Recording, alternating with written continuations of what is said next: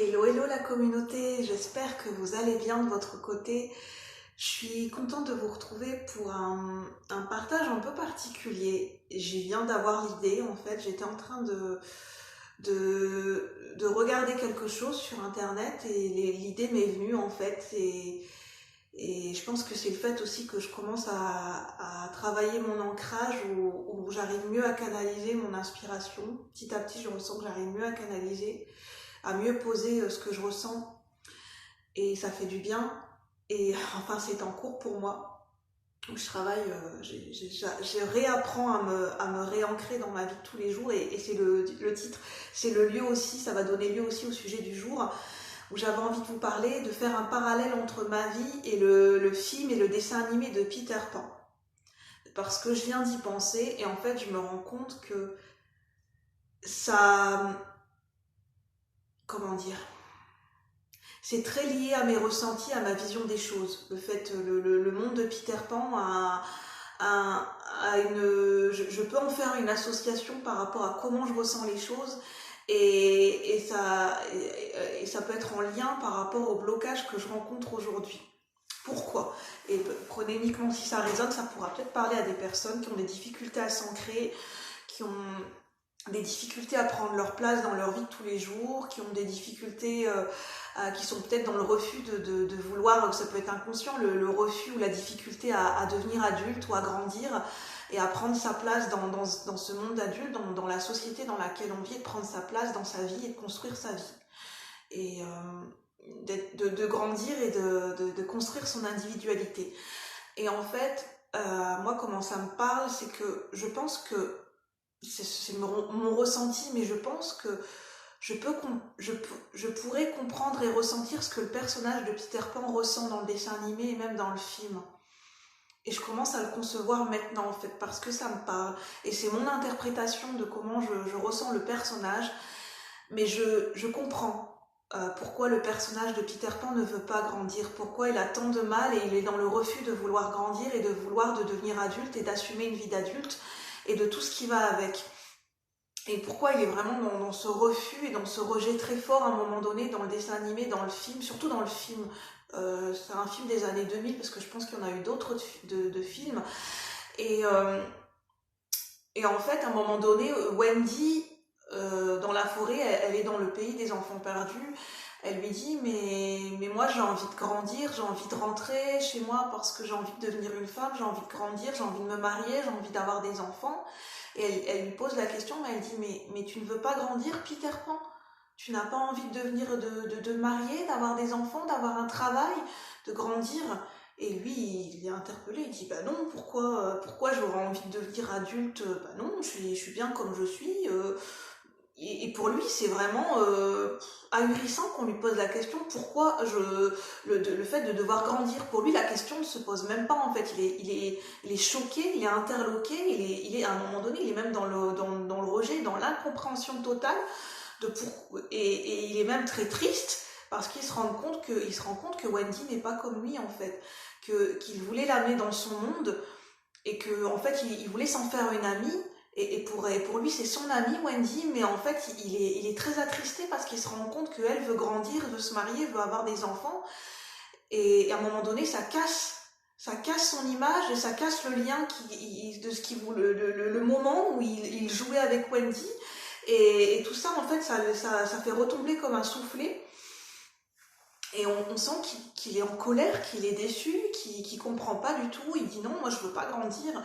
Et je pense que je peux comprendre ce qu'il peut ressentir parce que il ne voit pas l'intérêt c'est quoi l'intérêt de devenir adulte, c'est quoi l'intérêt de grandir. Pour lui, c'est la question ne se pose même pas. C'est même ahurissant, c'est même il est interloqué, il comprend pas pourquoi les gens veulent grandir parce qu'en fait pour lui ça lui convient d'être un enfant parce que ça lui apporte tout ce que ça lui apporte, parce que ça lui permet de jouer, d'être dans son âme d'enfant, de grandir avec les enfants perdus, de jouer, d'être dans l'imagination, dans l'aventure, il se sent libre, il a la liberté de vivre, de ressentir, d'être qui il est et de pouvoir jouer, d'inventer des nouveaux jeux et de ne pas se prendre au sérieux et même de jouer aux dépens du capitaine Crochet.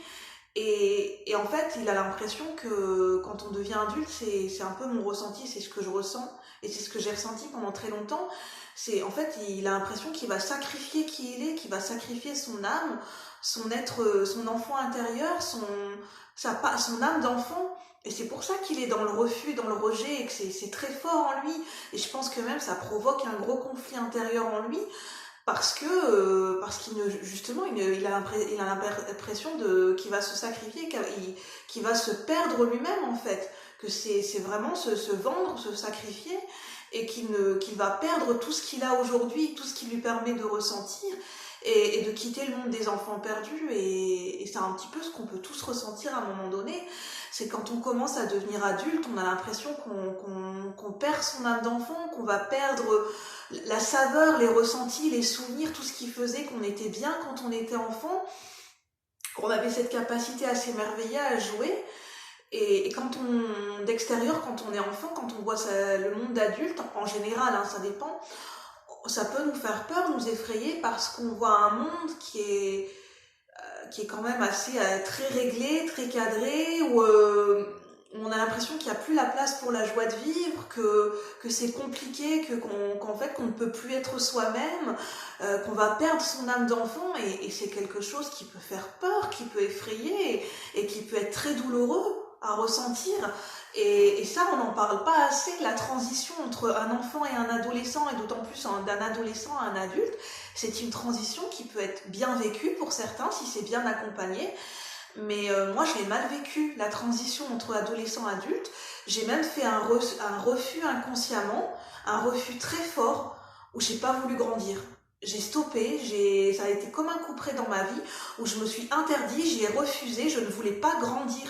Je ne voulais pas devenir adulte, et je me suis interdit, je ne me suis pas autorisée à me projeter en tant qu'adulte, parce que c'était trop douloureux pour moi, parce que je ne voulais pas me projeter, parce que j'avais l'impression que j'allais perdre mon âme d'enfant, que j'allais perdre qui j'étais, et que j'allais plus jamais retrouver la personne qui j'étais. Et même encore aujourd'hui, quand j'y pense, c'était très effrayant pour moi en tant qu'adolescente, et ça a donné lieu à beaucoup d'anxiété, beaucoup de stress, parce qu'en fait, c'est dans l'inconscient collectif, et dans les images, et dans comment on véhicule l'image de l'adulte. En fait, je peux comprendre qu'à certains enfants et à des adolescents, ça ne leur donne pas envie d'être des adultes. Parce qu'en fait, on a tous une image de l'adulte, où on a l'impression, quand on est adulte, on n'a plus le droit de s'amuser, on doit tout le temps être sérieux, la vie c'est dur, la vie, on a plus le temps de prendre du temps pour soi, on n'a plus le temps de s'amuser, on n'a plus le temps de rire, on n'a plus le temps d'être des enfants. Alors qu'en fait, non, qu'en fait, on a le droit de... C'est pas parce qu'on est un adulte qu'on n'a plus le droit de faire la fête, qu'on n'a plus le droit de s'amuser, qu'on n'a plus le droit de s'inventer des histoires, des jeux, de faire des choses qui nous plaisaient quand on était enfant. Et ça, on ne sait pas quand on est adolescent, on a l'impression qu'on va perdre tout ça. Et c'est très douloureux, c'est un très gros chagrin, et ça peut amener beaucoup de blocages. Et c'est pour ça que ça doit être quelque chose qui doit être accompagné, je pense et c'est mon avis, on n'en parle pas assez. Et moi, je fais un parallèle, parce que c'est pour ça que j'ai ressenti beaucoup de blocages, que j'ai pas voulu m'ancrer sur Terre, que j'ai pas voulu prendre ma place sur Terre. C'est aussi en lien avec la blessure de rejet que j'ai, parce que j'avais l'impression, c'était inconscient, je n'avais pas encore mis de mots sur mon hypersensibilité, mais que je ne pourrais pas être, que je n'arriverais pas à prendre ma place et vivre ma vie en tant qu'hypersensible dans le monde dans lequel on vit. Et ça a créé beaucoup de conflits à l'intérieur de moi, et je me suis dit, mais en fait, je peux pas être moi-même. J'ai ressenti ce blocage, ce conflit intérieur, que dans la société dans laquelle on vit, dans le monde dans lequel on vit, que je ne peux pas être moi-même, que je ne peux pas assumer mon hypersensibilité. Et aujourd'hui, je me rends compte que c'est parce qu'en fait, il y a des tabous qui sont véhiculés, et cette image que quand on est hypersensible, le fait d'exprimer ses émotions, c'est tabou, que c'est encore mal perçu, que voilà, on est regardé un petit peu comme que c'est peut-être pas mal vu, mais il y a beaucoup de bizarreries, d'incompréhension, que ça peut être mal vu par les gens autour, et en fait, ce que ça engendre, c'est qu'on se dit de plus en plus, on se dit, mais en fait, j'ai pas ma place en tant que, je peux pas être moi-même.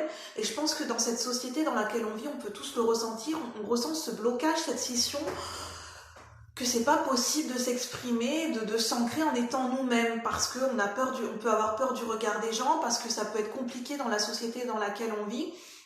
On peut se heurter à des conditionnements, à des règles, au regard des gens, aux façons de faire, aux façons de vivre dans le monde professionnel ou dans le monde, ou même à l'école. Et ça demande énormément de courage à l'heure d'aujourd'hui de s'assumer comme on est. Et heureusement, les mentalités sont en train de changer. Et je comprends pourquoi en fait il y a beaucoup de gens qui peuvent être dans la procrastination, dans le fait de ne pas des difficultés d'ancrage, parce que c'est pas évident, ça demande du courage d'assumer sa vérité, d'assumer ses convictions jusqu'au bout, jusque dans la matière. C'est quelque chose qui est courageux à l'heure d'aujourd'hui. Oui, c'est quelque chose qui est courageux. Et mais en tout cas qui est très honorable, et c'est ce que j'ai envie de faire.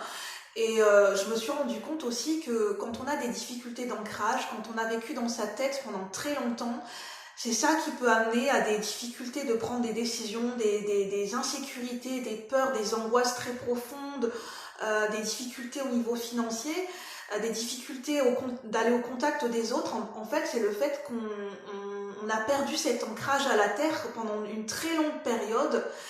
Et c'est bien de retravailler sur son chakra racine, parce que quand on travaille sur le chakra racine de la base, qui est lié à l'ancrage de la terre et à l'enracinement, ça nous permet de travailler sur nos peurs, nos doutes, nos insécurités, et ça permet de reconstruire une sécurité intérieure et de se sentir plus stable et plus à même de pouvoir construire notre vie dans la vie de tous les jours.